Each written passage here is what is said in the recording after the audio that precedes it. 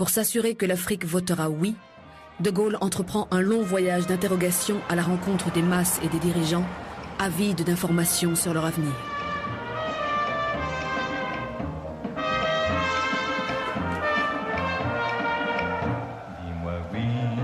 Dis-moi oui ou non, mais si c'est oui, c'est vraiment très bon.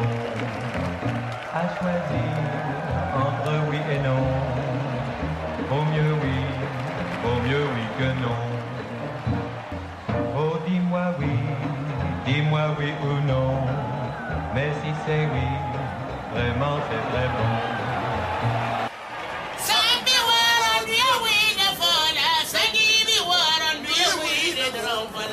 Tout se passe très bien jusqu'à Conakry, capitale de la Guinée.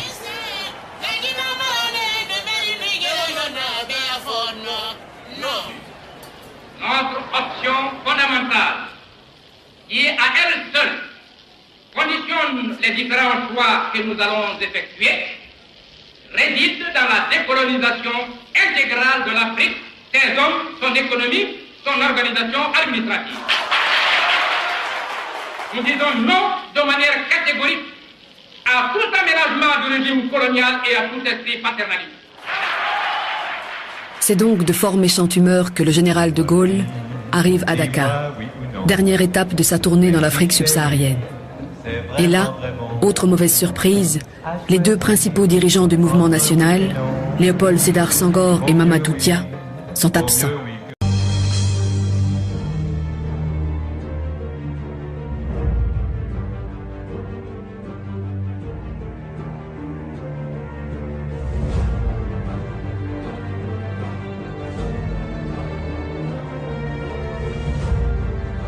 Je m'étonne qu'on stigmatise l'absence de Senghor. Je le rappelle, Senghor n'avait aucune responsabilité exécutive. C'était certes le premier homme politique du Sénégal, mais il n'avait aucune responsabilité exécutive. C'est Mamadou Dia qui était en charge de l'exécutif. Mamadou Dia n'était pas là, pour des raisons que je n'ai jamais comprises. Et c'est Valdiodio Ndiaye qui faisait son intérim du président du conseil de gouvernement, qui a reçu le général et qui a prononcé un discours très fort. Le 26 août 1958, De Gaulle saisit cette occasion, 2 mois après son discours d'Alger, pour ouvrir aux pays qui furent nos colonies les voies de l'indépendance. Il leur offre le libre choix. Rester avec la France ou s'en séparer. Monsieur Mamadou Dia n'est pas à Dakar actuellement. Monsieur Valdiodio Ndiaye, je le rappelle, ministre de l'Intérieur et de l'Information, parle ici au nom de Monsieur Mamadou Dia, président du Conseil de gouvernement du Sénégal. Dans un mois, le suffrage populaire déterminera l'avenir des rapports franco-africains. Nous disons indépendance et nous disons ensuite unité africaine. Si l'indépendance que nous voulons n'est pas la sécession, elle n'est pas davantage l'indépendance dans le cadre de chaque territoire. Nous définirons avec les autres territoires de la Fédération une position commune. Et le général de Gaulle va prendre la parole.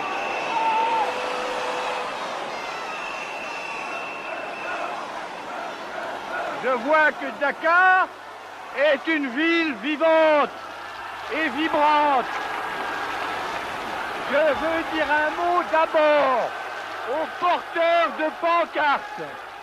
Ils veulent l'indépendance, qu'ils la prennent le 28 septembre. Mais s'ils ne la prennent pas, qu'ils fassent ce que la France leur offre, la communauté franco-africaine. J'ai donc appris de Suisse, n'est-ce pas? Bon, j'ai passé mes quelques jours de vacances, où je venais de rédiger mon rapport au Congrès, n'est-ce pas, pour proposer le nom, que j'ai donc appris ce qui venait de se passer à Dakar. En ce moment-là, il faut donc absolument que je prenne tout de suite contact avec Senghor. C'est en ce moment-là donc que je me suis rendu à Gonville-sur-Mer. Nous étions peut-être même le seul État, mieux que, n'est-ce pas, mieux placé, même peut-être même que la Guinée, à cette époque-là, vraiment, n'est-ce pas, pour prendre notre indépendance. Nous avons mis en place un certain nombre de structures qui nous permettaient tout de suite de prendre notre indépendance. Alors, donc, c'est en ce moment-là qu'il m'a dit, il faut maintenant que je te dise la vérité. J'ai promis au gouvernement français de voter oui. Alors, pour moi, ça a été vraiment la douche froide. Le Sénégal, toute la France d'outre-mer, sauf la Guinée, avait dit oui à la communauté proposée par la France. Je crois que Senghor ne concevait pas une rupture avec la France. Pourquoi nous avons voté oui en 1958? Parce que nous pensions qu'il fallait aller à l'indépendance, grouper non seulement le Sénégal, mais avec tous nos voisins. S'il y a quelque chose de positif que Senghor ait fait pour l'Afrique, c'est bien cette lutte-là contre la balkanisation.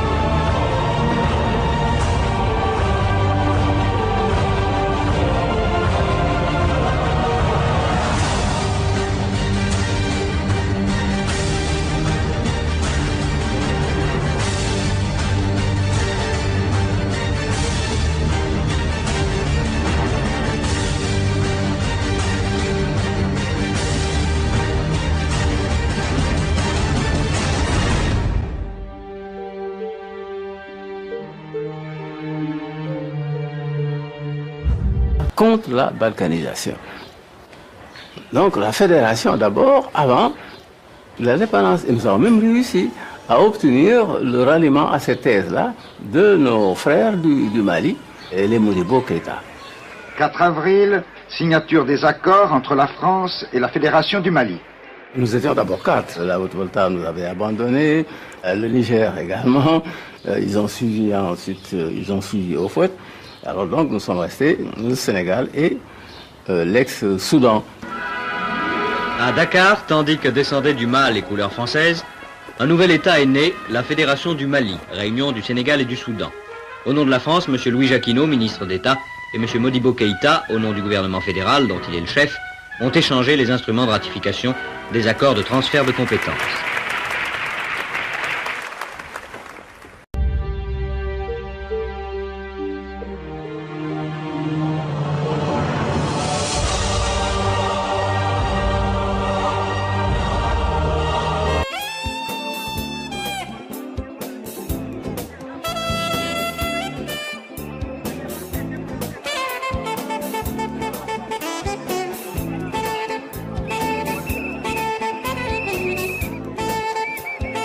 Les différences entre les deux pays qui formaient le Mali nous avaient paru assez sensibles pour le faire remarquer au président du Conseil sénégalais lui-même, M. Mamadou Dia.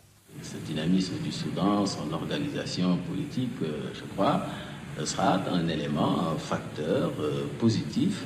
D'un autre côté, il est certain que le sens aussi de la démocratie des Sénégalais pourra également être constitué un frein à ce que vous appeliez tout à l'heure une tendance nettement marquée au parti unique. Senghor et Dia étaient du même bord, du même côté. Oui. Ils étaient du même côté. Et Senghor devait être président de la Fédération du Mali et Dia s'était mobilisé pour que Senghor devienne président de la Fédération du Mali. Modibo Keïta étant président du Conseil. Mais le chef de l'État de la Fédération du Mali, ça devait être Senghor.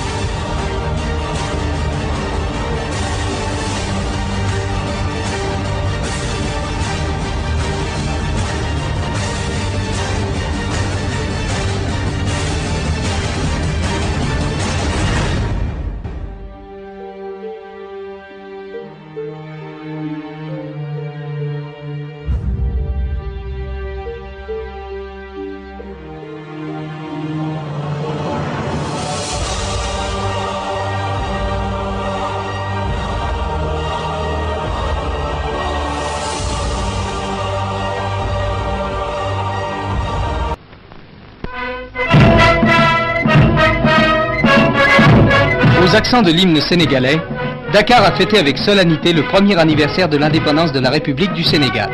Aux côtés de Léopold Senghor, président de la République, les délégués de 72 nations assistaient à cette manifestation qui constatait la maturité et la cohésion de la jeune nation.